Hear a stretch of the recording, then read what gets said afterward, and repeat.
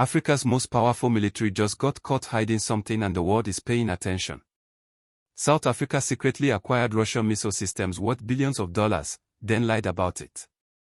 This changes everything you thought you knew about Africa's place in global power politics. Let's talk about what just happened. The South African National Defense Force, the most powerful military on the African continent, has officially unveiled a Russian missile system that was part of a staggering $3.5 billion arms package. A package that South African officials previously denied existed. This isn't a rumor. This isn't speculation. This is confirmed. And the global implications are massive. Today we are breaking down exactly what South Africa acquired, why they hid it, what it means for the continent, and why the West is watching Pretoria very, very carefully right now. Stay locked in because this story is just getting started. To understand why this moment is historic, you need to understand South Africa's military legacy. The South African National Defense Force is not just any army. With an estimated defense budget of over $3 billion annually and a force structure that includes advanced air power, naval capability, and ground forces battle-tested across multiple African peacekeeping missions, the SANDF is in a league of its own on this continent. When South Africa moves, Africa watches. Now here's the historical context you need. South Africa's relationship with Russia goes back further than most people realize. During the Cold War, the African National Congress, now the ruling party, received critical support from the Soviet Union in its fight against apartheid. That relationship never fully died. It evolved. And while South Africa officially maintains a policy of non-alignment, meaning they don't pick sides between East and West, everyone watching global politics knows that Pretoria has been quietly drifting toward Moscow and Beijing for years. In fact, South Africa's controversial participation in joint military naval exercises with Russia and China in February 2023, just days after the anniversary of Russia's invasion of Ukraine, sent shockwaves through Western capitals. Washington issued formal diplomatic protest. London expressed concern. The European Union raised eyebrows. But South Africa stood firm. And now we know why. So here's the current situation, and this is where it gets explosive. Business Insider Africa has confirmed that the South African military has now publicly unveiled Russian missile systems that form part of a broader $3.5 billion arms acquisition deal with Moscow. What makes this particularly stunning is that South African defense officials had previously denied the full scope of this arrangement. Multiple times. On the record. The missile systems in question are believed to be advanced surface-to-air and potentially ground attack-capable platforms, the kind of hardware that fundamentally upgrades South Africa's defensive and offensive military posture. Think about what that means. We are talking about missile technology that can neutralize aircraft, intercept threats at range, and project power across southern Africa in ways that were not possible before. Now compare this to other major military rivalries happening globally right now. Analysts comparing Pakistan versus South Africa in terms of military modernization trajectories, or examining India versus South Africa in terms of strategic autonomy from Western alliances, and you start to see the bigger picture. South Africa is not playing small. South Africa is playing a sovereign, strategic game on the world stage. The denials are also significant. The fact that officials denied this deal and now the hardware is physically on display tells us something critical. South Africa knew the West would react negatively, and they proceeded anyway. That is not weakness. That is independent statecraft. Like this video help more Africans see this story. Because what happens in Pretoria echoes across the entire continent. Let's talk about the key players driving this story. First, the South African National Defense Force itself.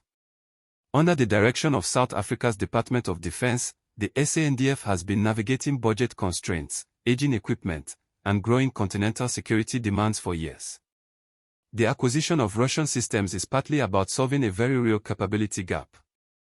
South Africa's air defense systems were aging. Their missile inventory needed modernization. And when the West offered deals loaded with political conditions, including pressure to condemn Russia over Ukraine, Moscow offered hardware without the lecture. That's the second key player, Russia.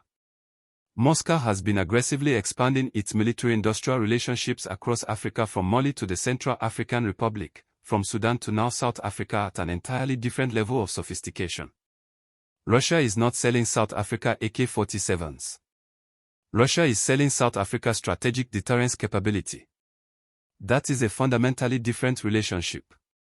The third key player is the ANC government under President Cyril Ramaphosa, who has maintained South Africa's non-aligned foreign policy position despite enormous Western pressure. Ramaphosa's government has refused to vote to condemn Russia at the United Nations, not once, but multiple times. And now we understand that context more clearly. And then there are the silent stakeholders, the African Union, SADC nations watching how South Africa asserts sovereignty, and ordinary South Africans who deserve to understand exactly what their defense budget is purchasing and why. Subscribe for honest, Pan-African analysis you won't find on CNN or BBC. Now let's talk about what this means for the continent. Because this is bigger than South Africa. This is about Africa's collective right to self-determination in defense and security policy. For too long, the narrative about African militaries has been framed through a Western lens: aid dependency, peacekeeping mandates, foreign bases on African soil. But South Africa's move signals something profoundly different. It signals that Africa's most capable military is willing to source advanced strategic technology from wherever it chooses regardless of Western approval. This is Africa rising in real time. Not as a slogan. Not as a hashtag. As a geopolitical reality. When the continent's premier military fields Russian missile systems from a $3.5 billion deal, that is a data point that changes the strategic calculus for every global power player with interest in Africa. Think about the ripple effects. Other African nations are watching.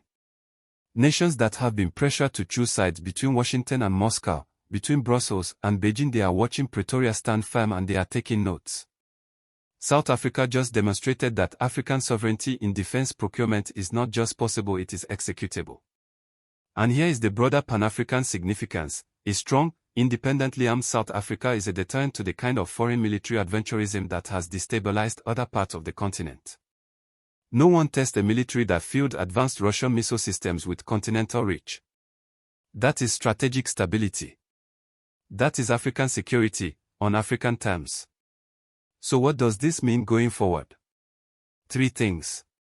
First, expect Western diplomatic pressure to intensify. The United States, the United Kingdom, and the European Union will increase efforts to peel South Africa away from Russian defense partnerships. We may see sanctions threats, restricted intelligence sharing, or limits on joint military exercises with NATO-aligned nations. Second, expect the deal to expand. $3.5 billion is not a one-time transaction.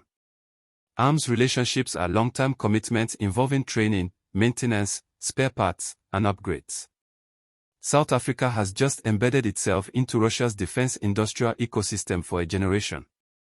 That is not easily reversed. Third, and most importantly, for the continent, expect other African nations to recalibrate. The days of Africa having only one option, the Western option for advanced military technology, are over. China, Russia, Turkey, and India are all competing for African defense partnerships. And South Africa just legitimized the non-Western choice at the highest level. Africa is not a pawn on someone else's chessboard. Africa is becoming the chessboard and it is learning to play. If you made it this far, you already know this story is bigger than the headlines. Check out this next video where we break down exactly how African nations are rewriting their defense partnerships and what it means for the next decade of continental power. Because the transformation happening right now from Pretoria to Nairobi to Abuja is the most important geopolitical story that mainstream media refuses to cover honestly. Africa is not waiting for permission. Africa is moving. Drop in the comments, do you think South Africa made the right call acquiring Russian missile systems, or does this create new risks for the continent? I read every single comment. Let's have that conversation.